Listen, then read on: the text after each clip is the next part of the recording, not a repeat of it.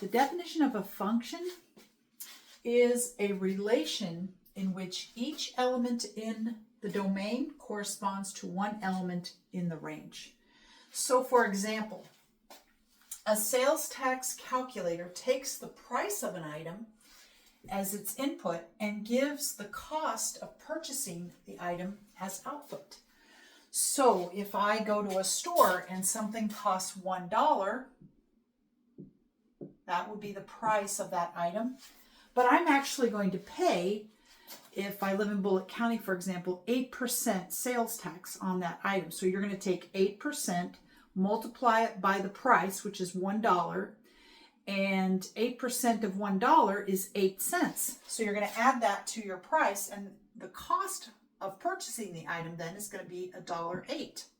Okay, so the input is the price, and then the output is the cost. Now if I put in, let's say, $2, okay, then I'm going to multiply 2 times your 8 cents per dollar. And since we have $2, we're actually going to take 2 times 8 cents, that's 16 cents, and add that to our price. And so our cost for purchasing that item is going to be $2.16. Then let's say we put in $10, okay?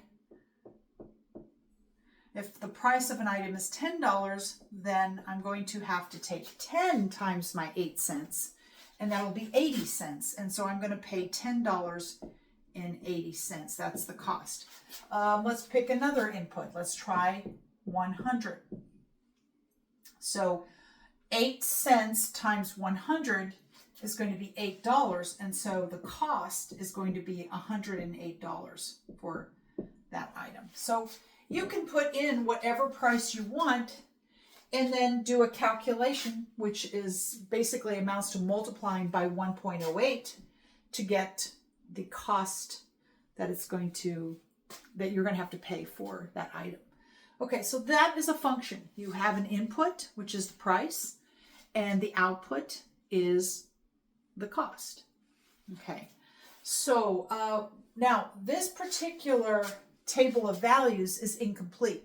So the function is not, this is just a subset of the function. Remember, a function is a relation, so it's a collection of ordered pairs. And these are the pairs. We pair $1 with $1.08.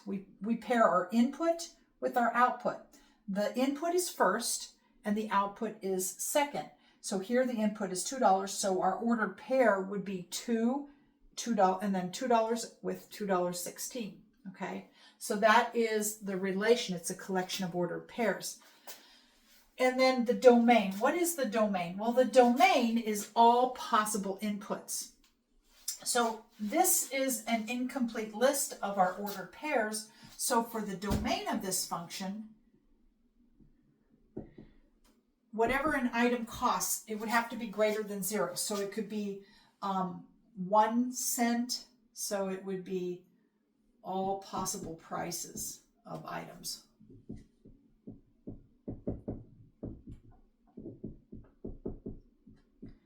That's your input. Let's see here. And then your output is your range. That's all possible outputs. So that would be all